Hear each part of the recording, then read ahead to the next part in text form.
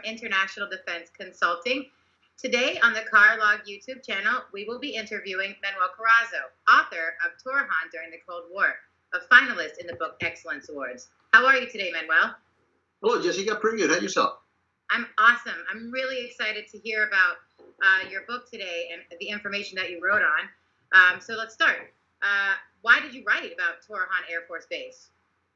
Okay, back in the 80s, there were only books about other bases here in Europe, like Ramstein, Spandalen, Han, Bitburg, and Germany, and they have some from England, like Upper Hayford, Lakenheath. But then I keep asking myself, why they don't have a book about Torrejon Air Base? Torrejon Air Base were the 16th Air Force headquarters, which covers the whole southern flank, which just covers Greece, all of Spain, and Italy. So I talked with public affairs officers in the home base, and they said, well, we have no idea why they don't have a book. And at that time, I was thinking to write a book, but because I was only 27 years old, and I was jumping from base to base, I don't have the time. So I decided last year to start. I was researching, and I said, well, let's start doing a book. And I find out that there's a book here in Spain that it is in Spanish, of course, but they don't cover the whole American side. And it was really important because Torrejon was, as I said, the 16th Air Force headquarters. So it was very important, and nobody wrote anything about it. So that's what I did. Well, what are some of those highlights then? Well, I will highlight it more the B-47's operations they have here in Spain, because the main construction of the base, the main plan for the base was to have bombers, nuclear bombers, just in case they have to attack Russia. Back then, they don't have the intercontinental ballistic missiles and everything. They have only bombers they have to fly. And at that time, they cannot fly from the States straight to Russia. So what they plan is cover Europe with bombers. At that time, the unique bomber was the B-47, the only bomber to cover that range of flying. So they have one base in Morocco, the three bases in Zaragoza, Morona, and Torrejon, and then some bases in the United Kingdom. So they were with B-47 just in case they have to attack the Soviet Union. So that was I think it's the highlight of the book. It's the most important part that nobody knows about it. Well, it sounds like a lot of your book is very specific and talks about very specific things. Was it difficult for you to get that research and those images? Well, the hardest year was the 50s, 60s, and early 70s. We call Germany Ramstein, which is the headquarters of the U.S. Air Force in Europe. And they don't have any picture, but they have some information that they sent me. They were really nice people. They gave me a lot. Public affairs office over there. And then I was looking. I started typing, asking for people in Facebook and the B-47 Association, the 307 Bomber Group Association. So they contact me, and some of the guys like Colonel Bob Snart.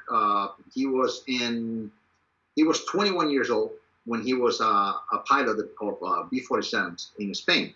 So he sent me a lot of pictures. He sent me pictures of him taking picture of the taking off, him taking picture of refueling with a KC-135. You can see the runway full of B-47 when he was taking pictures. So I got a lot of pictures, but it takes about 2 to 3 months to get in touch with those people. And they finally get them, and I got a lot of help. Also with last year's, let's say the 80s, late 80s and 90s, I have Carlos de la Cruz, a great military photographer. His nickname is TJ Spotter. It's Spotter planes. He helps me a lot. He sent me pictures of F-16s and F-4 Phantom. But as I said, the hottest were the very beginning, the 50s, 60s, and early 70s. Well, considering it takes so long to get some of this information, it sounds like you might have uncovered a lot of little-known things. What sort of these things might you want to enlighten the public with today?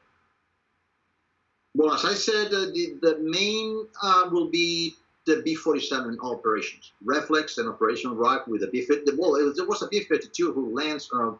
It was a fly straight from Okinawa all the way straight to Torrejon, first time in history.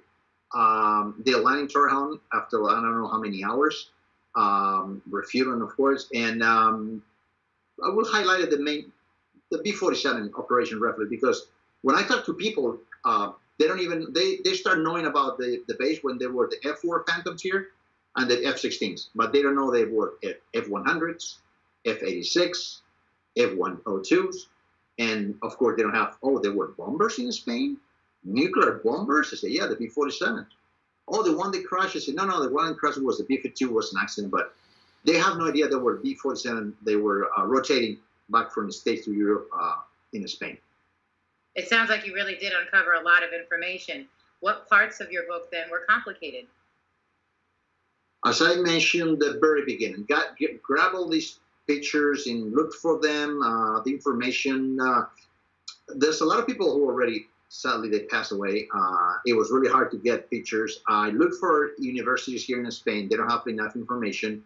I look back in the museums. I wrote to the Museum of the Air Force in Dayton, Ohio, and they send me some papers, but not pictures. They don't have pictures. I contact the Ramstein Air Force Base, and they send me a lot of information they have to put together because they have some information here, some information there, but not all together. So put everything together because we have divisions, they have wings, they have the squadrons.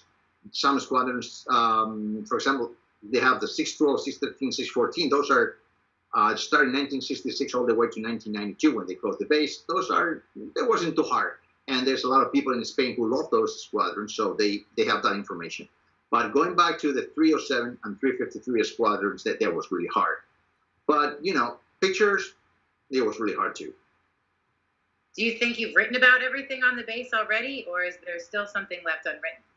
It's always something left because it's about 40 years of history of the U.S. Air Force here in Spain, and it's only 292 pages, 182 pictures, something like that. In 40 years, you cannot cover that in less than 300 pages. So there's a lot of things left, yeah.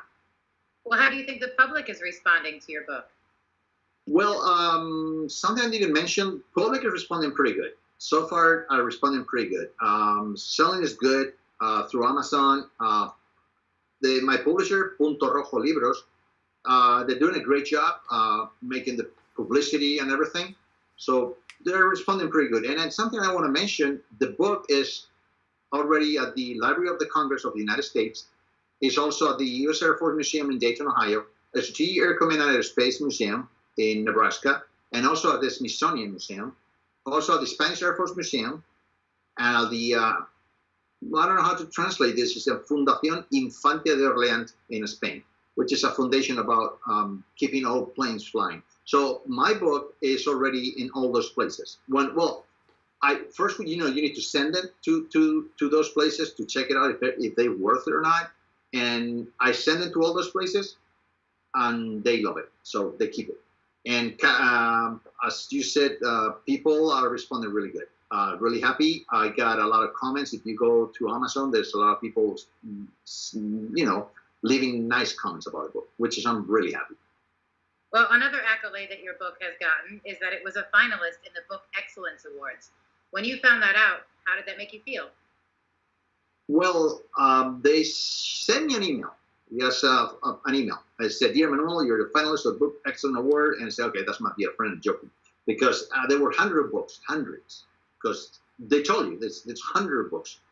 How come my books could be a finalist? My first book, I know I did a great job because I killed myself doing that book, but finalists in between hundreds of books.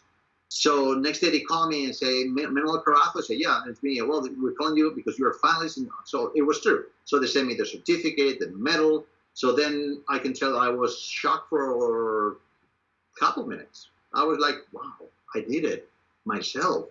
Wow. I was like, it's like feeling great. Like, wow, my first book is not going to happen. It's like winning the lottery. That's it. One time. That's it. Well, hopefully not. Because I got to know, do you plan to keep writing about other bases now? Yes, I'm planning to. I think my next book will be about Zaragoza Air Base. There were four main bases here: Zaragoza, Torrejon, Moron, and Rota. Torrejon and Zaragoza, they closed at the same time, 1992. They only left Naval Air Station Rota and Moron Air Force Base. Moron Air Force Base is now also part they have Marines over there too, since the problem with the Benghazi embassy in 2012. So they deploy Marines in a daily basis. They rotate from the state every 6 months. They rotate Marines. So yes, I'm planning to keep writing about the Air Force bases in Spain because they're being built and constructed at the same time. So there's a lot of history over there. Awesome. Well, thank you so much today for speaking with me here on the Carlog YouTube channel. I look forward to seeing what it is that you produce next. Okay, thank you so much, Jessica.